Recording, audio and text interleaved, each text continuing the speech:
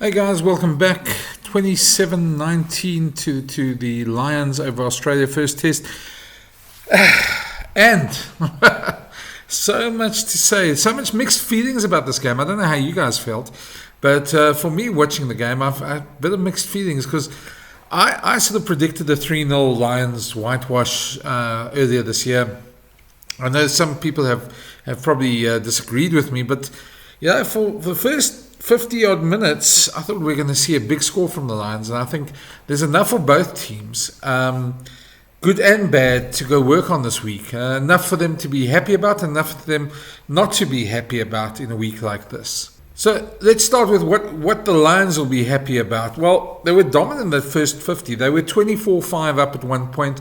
They should have been a lot more up. They had a couple of tries disallowed. Came close to Joe McCarthy. They certainly dominated. They had the better kicking game. They were better at the breakdown. They were winning the physical battle in the first 50 and really looked very good. And I really thought they were going to run away with it in the second half. Everything pointed that way. And it looked like it was going to be a big score for the Lions. They were just doing everything right. They weren't as clinical as they should be, as we'd expect the Lions to be after so many games together. And it certainly felt like there were some players that just once or twice I thought James Lowe was a bit selfish, where he could have passed and maybe tried to go himself. He was held up over the line once. There's a couple of others where I thought just a bit more clinical moves. And some, while they won the kicking battle, there were some ones they probably could have done a lot better with. So, but I suppose in a way, there's never going to get a perfect performance. I just expected maybe a bit too much from them. But especially in that first 50, everything was going according to their plan, and they looked like they were going to win quite easily. And then something changed. There was a shift in momentum. Australia came back and just kept plugging away. And for a long while, I thought, Australia looking good. They're doing everything right. They're putting up the phases, but they're not getting the reward.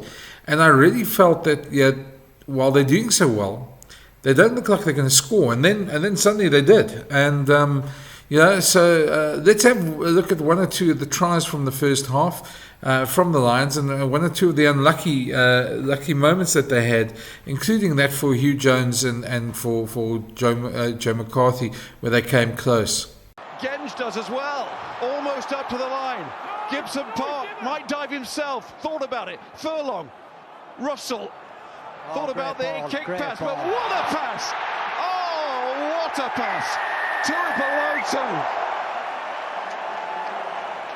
with a Lions test match try, a dreamlike moment, and it was a dream. Before reaching for the try line.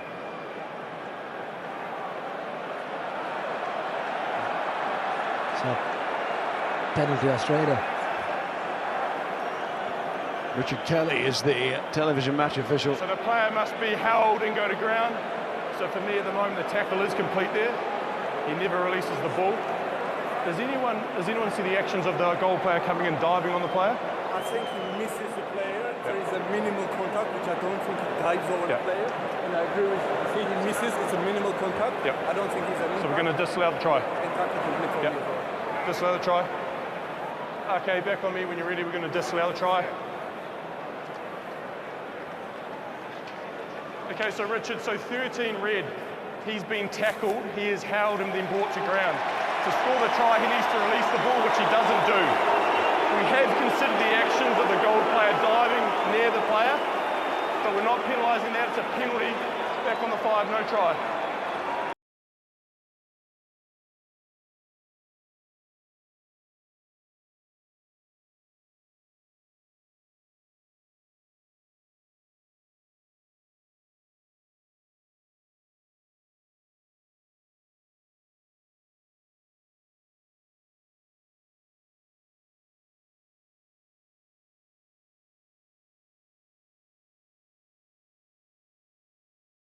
For Australia, the second half was extremely important for them because they needed to do well. They needed to put something. If they'd lost by a big score in this game, I think it would have been really bad for them and bad for the Test series.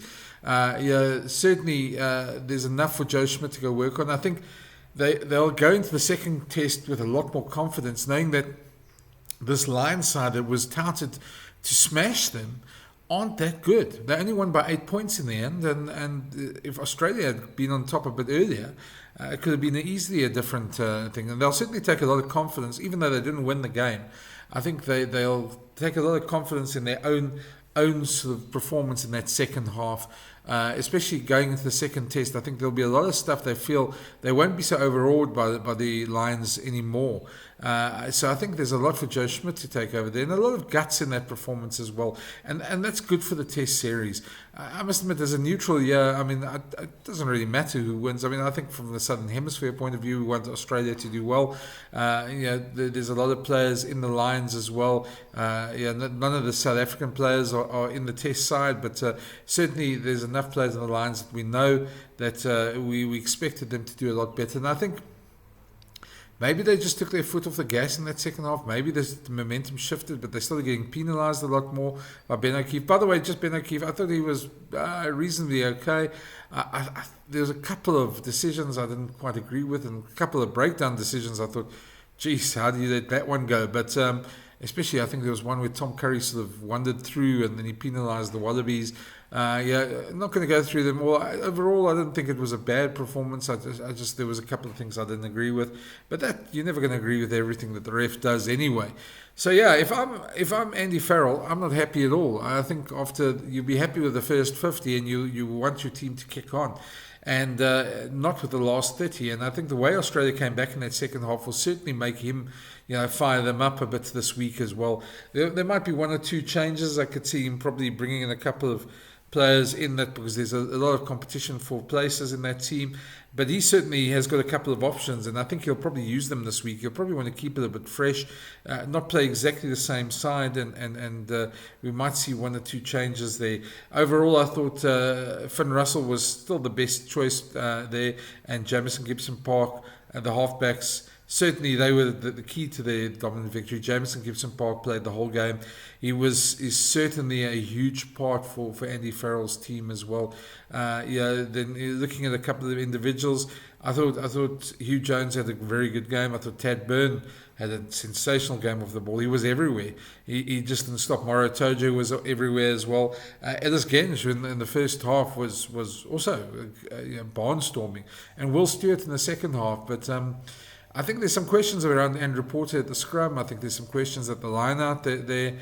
Certainly, I think one of the biggest problems that the Lions do have at the moment is there's a lack of impact from their bomb squad, from their bench, because it certainly changed when the bench came on.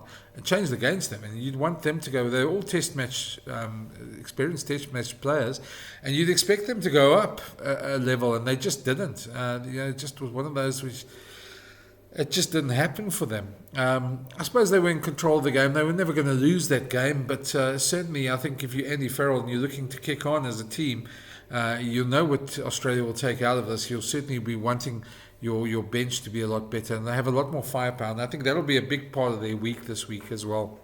Australia as well, I think Max Jorgensen, his try was exceptionally good. Let's have a look at that one quickly, and let's have a look at some of the Aussie tries, and then we'll talk about them. It's James Lowe. Oh, well covered by Liner. Lovely catch. Home supporters, maybe a few of the Lion supporters part of that. Applause in response. Here is big Jeremy Williams, captain of the force. Over on the western side of this country. It's been gearing itself up for this tour. Oh, Jorgensen! He's got it! Russell won't get him!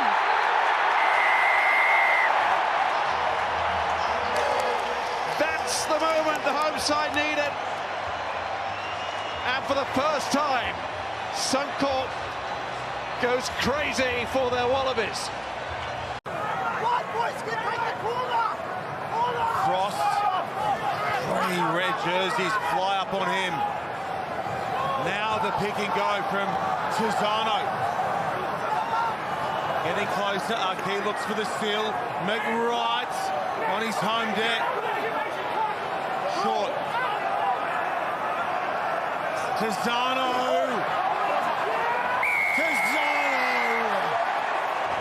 Carlo! Off the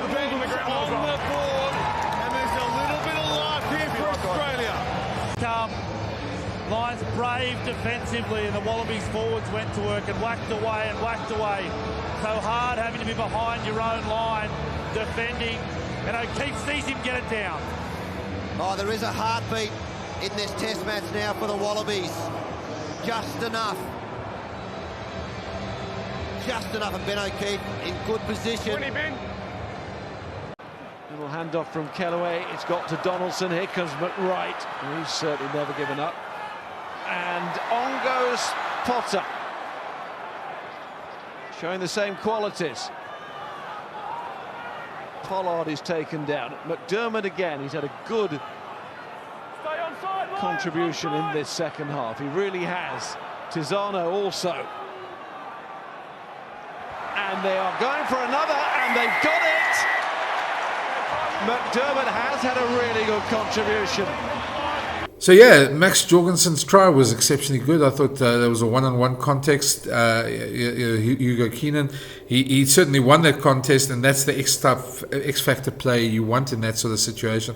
I thought also Nick Frost and Fraser McRae were very good. You can see probably the Aussies trying to bring some reinforcements, maybe a Will Skelton into the team, and that. But I think there was enough for them to take out, especially in that second half. And some of those bench players may be rewarded going this week as well, because they certainly showed they weren't overawed by the Lions, and they weren't scared of them. So yeah, this week I expect them to kick on and say, well, take that last 30 minutes and put it into a bigger performance for them. So if Australia, you're not happy with those first 50, but yeah, there's still enough in the test series to believe you can come back and win the second test from their point of view. Whether they will, I'm not sure. They'd have to up their performance. They have to make that an 80-minute performance. But there's certainly some spice left in this. If it was a big win for the Lions, yeah, it would be a very different conversation going into this week. And this is, of course, just at full time a hot take. I think at the end of the day, the Lions deserved the victory. There's nothing for them to be upset about in terms of the scoreline. Probably would have wanted to win better, but at that stage they were cruising. I think some of them looked like they were huffing and puffing a bit in that second half, which will be a bit of a concern as well. But yeah, they'll go and analyse that. They've got a big enough management team and a lot they can analyse there. And Andy Farrell will be pushing them a bit for better. So I can see a couple of changes coming there for the Lions this week, and a couple of changes for the Wallabies. Not too many, but I think there's a couple of players who put their hands up in that second half, and who came off the bench, and a couple for the Lions who didn't come off the bench, didn't do their jobs as well as they could have. And so I think we might see some fringe players in the squad get maybe a chance to push for selection there.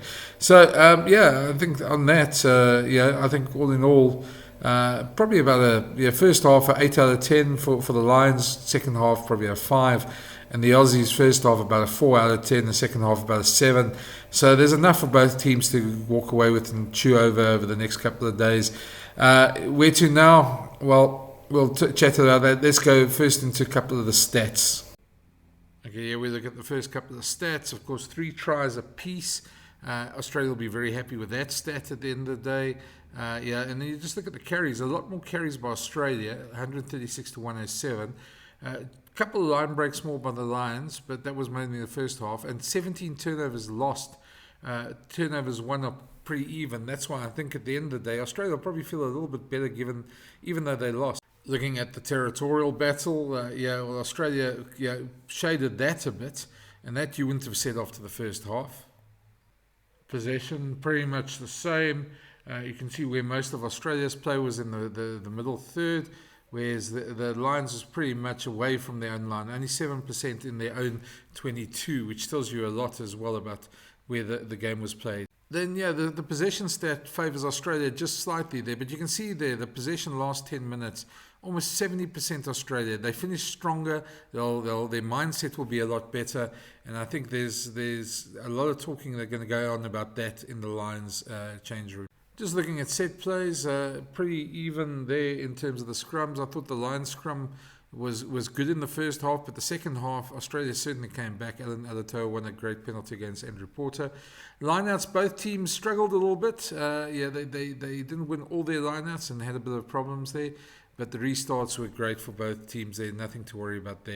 Attack stats there. Australia obviously using the ball a lot more, but that's the way they do play. Post-contact meters is an interesting one. Lions just shading them, but not that much between the two sides after 80 minutes. And yeah, the line breaks is pretty much the same we saw there. But Australia had more ball carries, trying to put up more phases, but not as accurate in the first 50 minutes. Final team stats here. Turnovers lost pretty even, although Lions, a lot of those were in the second half when they got under pressure, and they conceded 4 more penalties. And a lot of that was in the second half. So Australia would definitely take that to heart, that if they put them under pressure, the Lions are going to concede penalties, and it'll be interesting to see how that shapes up in the second test. Couple of individual stats there. As I said, the guys that are really impressed. Then Ikitau, Fraser McWright, Nick Frost topping the carries there, and they had more carries than the Lions, but it's just interesting. And the line breaks, even though the Lions had more line breaks, Jorgensen had 2, Harry Potter and line out 1. Of course, there was a couple of other players that all had 1, so that's a bit of a misleading stat. Tackles completed there, a big one there for Tad Byrne, 23 tackles in the game. That's huge, that's massive. Marotoje also there on 19, and Nicholas Champion de Cresigny, I never know how to pronounce that. Him the best Australian there. Turnovers lost. Tommy Freeman lost 4, although yeah, these are a bit harsh on the guys because sometimes it's from up and under that they do these, but not great stats there for the wingers. And then the final individual stats here, we've got your turnovers 1, Tad Byrne, again topping that. Fraser McWright, he was very good there, and Max Jorgensen. Pretty easy to see who the standouts are there. The dominant tackles, Tom Curry was everywhere, although not always legally so, but he got away with quite a bit in the game and also put his stamp on it. So that's a wrap for the first test. New Zealand, British and Irish Lions go 1 up in the test series, and they set for a decent second test. There'll be a lot for they want to work on, but they'll know if they can reproduce that first half. They've got the test series sewn up. I don't think they're not going to. I think they're going to probably win the test series anyway. But it'll be interesting to see what Australia do this week, and if they can get. It's a last chance saloon for them. If they lose that, they lose the test series, and so I think it's going to be a massive week for Australia. Be interesting to see what Joe Schmidt comes up with, and let me know your thoughts.